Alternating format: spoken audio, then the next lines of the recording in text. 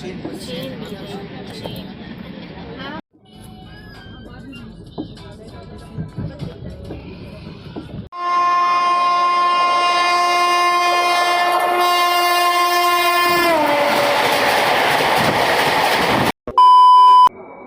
चौरा के बारे में तो बहुत सारे लोग जानते होंगे। उम्मीद करता हूँ आप लोग भी जानते ही होंगे। अगर नहीं जानते हैं तो मैं बता दूं कि 1922 में प्रदर्शनकारी और पुलिस के बीच में झड़प हुई थी, इसमें बहुत सारी जानें गई थी।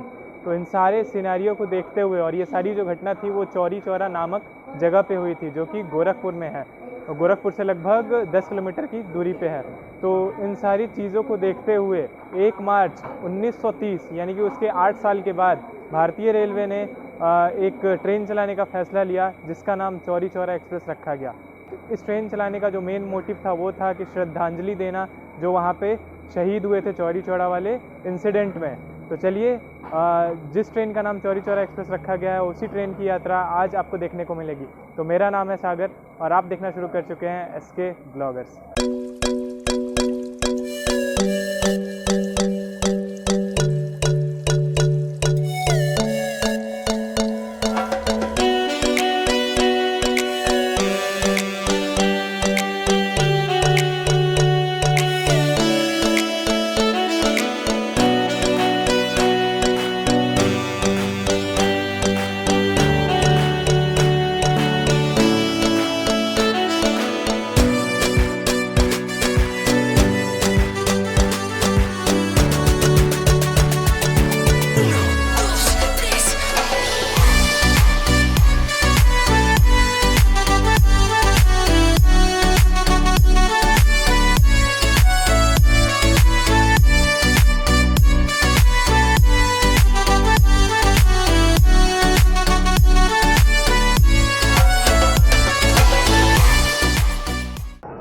मैं इस ट्रेन को कानपुर सेंट्रल से बोर्ड करने वाला हूं, क्योंकि मैं कानपुर अनवरगंज रेलवे स्टेशन नहीं पहुंच पाया, क्योंकि मेरी जो महानंदा एक्सप्रेस जो ट्रेन थी वो कानपुर सेंट्रल बहुत ज़्यादा लेट आई।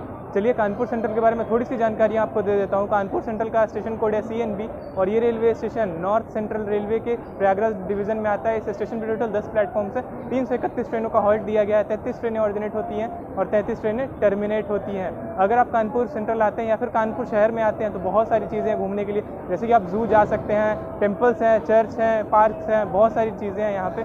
इसके अलावा अगर मैं ट्रेनों की बात कर लूँ तो नॉर्थ ईस्ट या फिर ईस्ट को जाने वाली जितनी भी ट्रेनें हैं, जितनी भी राजधानी ट्रेनें हैं वो सारी यहाँ पे हॉल्ट करती हैं और कोई भी ऐसी ट्रेन नहीं है जो कि कानपुर को स्किप करती है। पहला ऐसा रेलवे स्टेशन है जहाँ पे कोई भी ट्रेन स्किप नहीं करती है। आप समझ सकते हैं कितना बड़ा रेलवे स्टेशन है। शायद इसी कारण से चौरी चौरा एक्सप्रेस को जो है कानपुर अनवरगंज रेलवे स्टेशन भेज दिया गया और वहाँ से ऑरिजिनेशन उसका बनाया गया।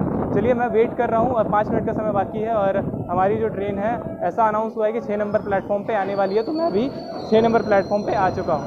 1 नंबर प्लेटफॉर्म का एरिया आप देख सकते हैं और यहाँ हावड़ा बीकानेर एक्सप्रेस जो है निकल रही है।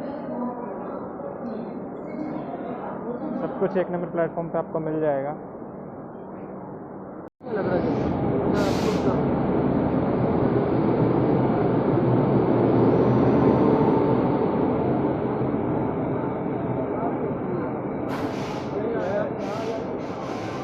कानपुर से भिवानी को जाने वाली गाड़ी आ गई। मेरा दिल्ली। Thank you. तो पानी की बोतल ले ली है, ऑब्वियसली यार सबसे ज़्यादा इम्पोर्टेंट है पानी की बोतल। रेलवे स्टेशन में तो पता है क्या करता हूँ, अगर मैं यहाँ रहूँ या ना रहूँ, रेलवे स्टेशन पर रहूँ या ना रहूँ, अगर आसपास में रेलवे स्टेशन होता है ना, जाके रेल नीर खरीद के ले आता हूँ अगर ज़रूरत है पानी की। तो देख कानपुर सेंट्रल।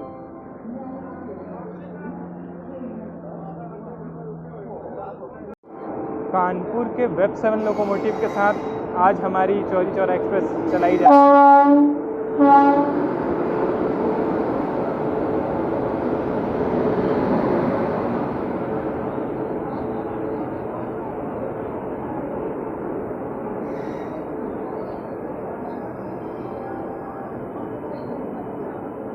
होने वाला है आज हमारा कोच।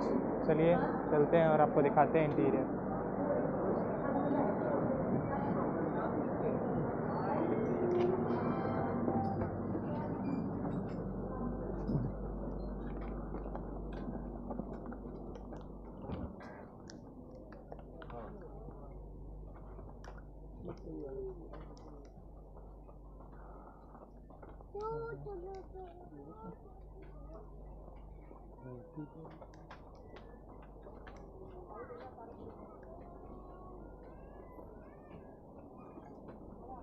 मेरा जो सीट नंबर है आप देख सकते हैं 7 नंबर है B2 में, और साइड लोअर बर्थ है ये ऊपर देखिए। और इधर जैसे नॉर्मल बार बार कितनी बार आपको दिखाऊंगा, थर्ड AC का इंटीरियर आप देख लीजिए, वही सेम इंटीरियर आपको देखने को मिलेगा।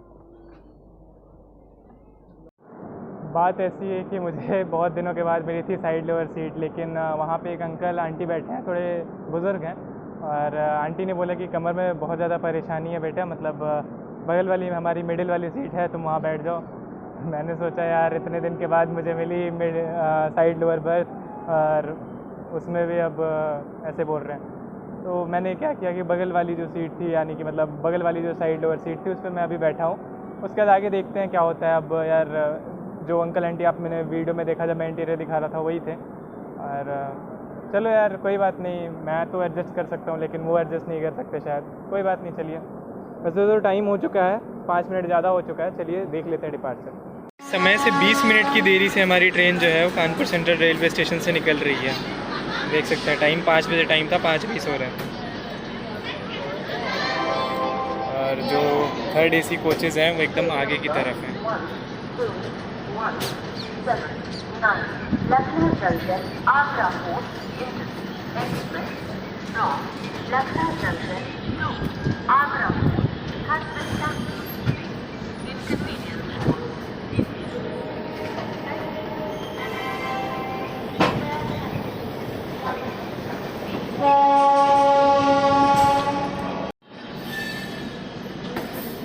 ये देखिए वेब 7 रखे हुए हैं कानपुर शेड के, दो कितना सही लगता है ना यार।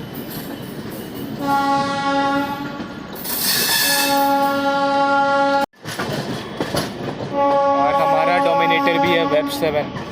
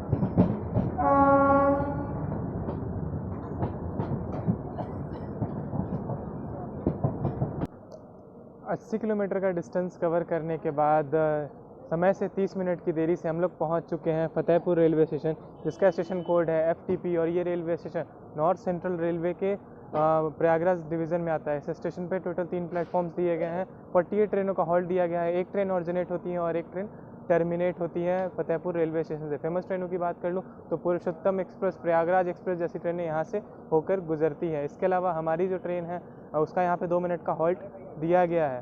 और फतेहपुर की बात करूँ तो फतेहपुर जो है वो घाटों से घिरा हुआ है। घाट जो है फतेहपुर में फेमस है, यानी कि यमुना और गंगा के पास में बसा हुआ है फतेहपुर शहर। तो चलिए यहाँ से डिपार्चर देख लेते हैं 2 मिनट के बाद में। वैसे तो लेट चल रही है, उम्मीद करूँगा कि आगे चल के कवर कर ले हमारी ट्रेन, नहीं तो हमें प्रयागराज पहुँचाते पहुँचाते या फिर उससे आगे पहुँचाते पहुँचाते देर हो जाएगी।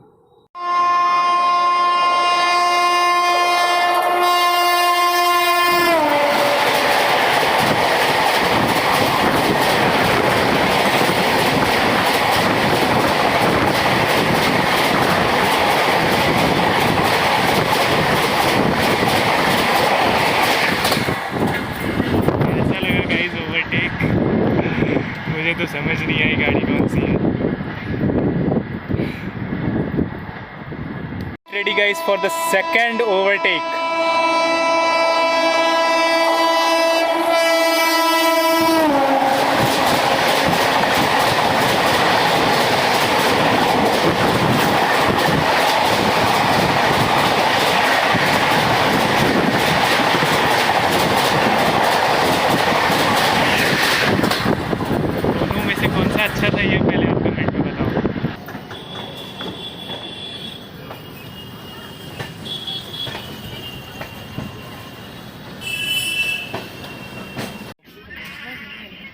से हेलो, हेलो से हेलो।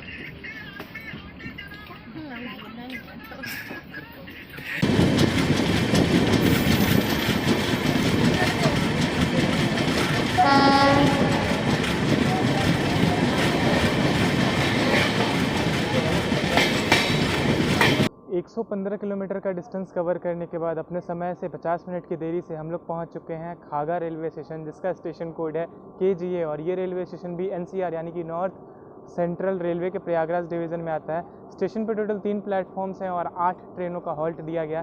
फेमस ट्रेन की बात करूँ तो टाटा नगर से जम्मू तवी को जाने वाली जो ट्रेन है वो फेमस मानी जाती है। फिलहाल देखिए एक ट्रेन का अराइवल हो रहा है, ये है संगम एक्सप्रेस, इसका अराइवल हो रहा है देखिए यहाँ पे। और आई थिंक इसका स्टॉप नहीं है यहाँ पे। प्रयागराज से मेरठ सिटी के बीच में चलती है ये गाड़ी।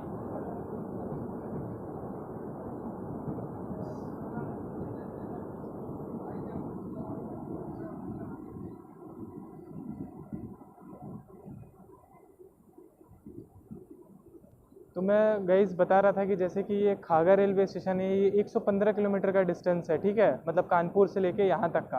अब प्रयागराज जो है ना 197 किलोमीटर की दूरी पे है, तो 115 से मतलब 97 यानी कि लगभग 80 किलोमीटर के अबाउट है डिस्टेंस। तो देखते हैं कवर अप हो पाता है या फिर नहीं हो पाता है। चलिए 2 मिनट का हमारी ट्रेन का यहाँ पे भी हॉल्ट दिया गया है।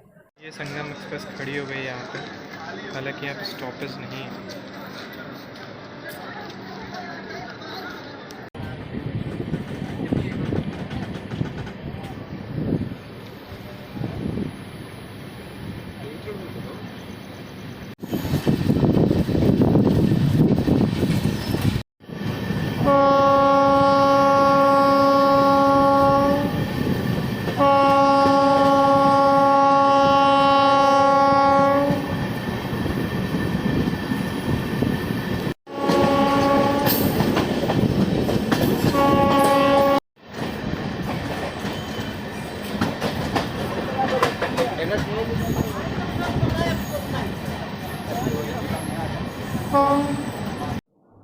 गाइज हम लोग पहुंच चुके हैं नॉर्थ सेंट्रल रेलवे के सराथू रेलवे स्टेशन पे, जिसका स्टेशन कोड है SRO।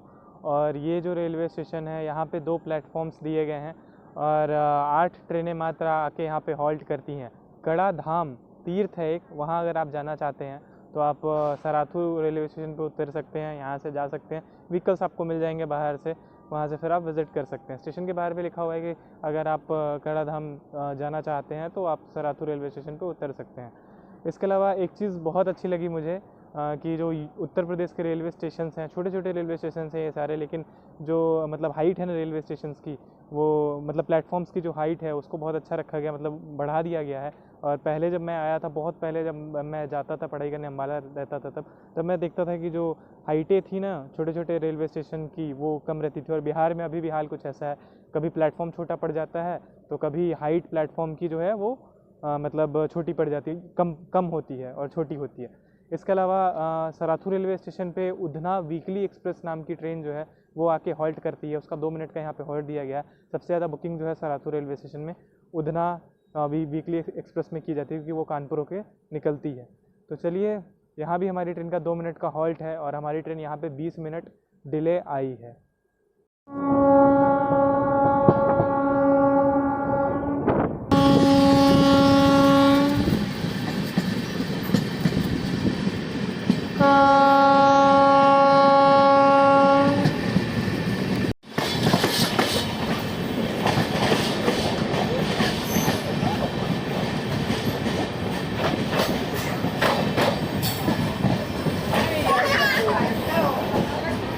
निर्धारित समय से 44 मिनट की देरी से हम लोग पहुंच चुके हैं भाड़वाड़ी रेलवे स्टेशन, जिसका स्टेशन कोड है BRE। और ये रेलवे स्टेशन भी NCR यानी कि नॉर्थ सेंट्रल रेलवे के प्रयागराज डिवीज़न में आता है। स्टेशन पे 3 प्लेटफॉर्म्स दिए गए हैं, 12 ट्रेनों का हॉल्ट दिया गया है, कोई भी ऑरिजिनेशन और टर्मिनेशन नहीं किया जाता है। फेमस ट्रेनों की बात कर लूँ तो Mahabodhi express, Chitrakoot intercity express, Sikkim Mahananda express जैसी ट्रेनें जो हैं यहाँ पे हॉल्ट करती है। हमारी ट्रेन का फिर से यहाँ पे 2 मिनट का हॉल्ट दिया गया।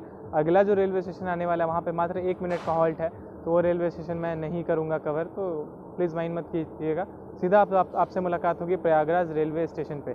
1 नंबर प्लेटफॉर्म पे हमारा जो है अराइवल लिया गया है। और प्लेटफॉर्म जो है मतलब इस साइड का जो एरिया है ना, ये इस साइड का प्लेटफॉर्म का एरिया ऊपर के मतलब हाइट पे ऊपर है, लेकिन पीछे का जो बीच का एरिया है ना, शायद कंस्ट्रक्शन का काम चल रहा है या फिर क्या चल रहा है पता नहीं, वहाँ पे लोगों को बहुत परेशानी हो रही थी। अभी मैंने देखा कि मतलब वो जो एरिया बहुत नीचे की तरफ है। और चलिए कोच, अभी टाइम है ट्रेन को निकलने में, इसलिए सोचा कोच कॉम्पोजिशन बता दी जाए। तो इस ट्रेन में जनरल के 4 कोच, स्लीपर के 5 कोच, थर्ड एसी का 8 coach, 1 pantry car, 2 second AC, 1 first AC और 2 ईओजी जनरेटर कार लगाए जाते हैं। पहले आईसीएफ के साथ चलती थी तो 25 कोचेस थे, लेकिन अब एलएचबी के साथ चलती है तो 22 कोचेस के साथ चलती है। हॉन्किंग हो गई है, चलिए डिपार्चर देखते हैं।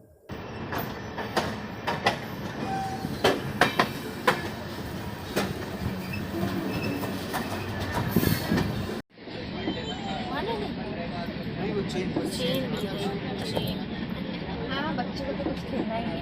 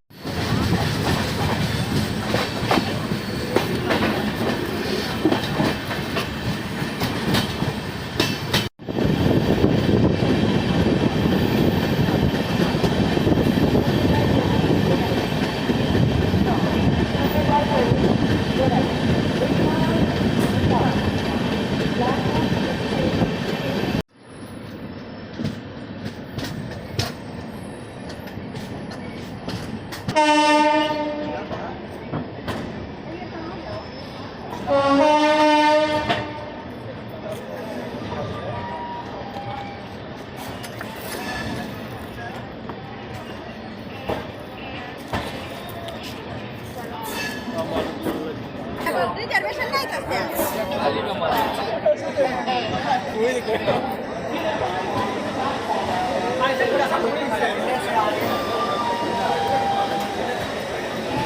निर्धारित समय से 25 मिनट की देरी से हम लोग पहुंच चुके हैं प्रयागराज जंक्शन रेलवे स्टेशन, जिसका स्टेशन कोड है PRYJ।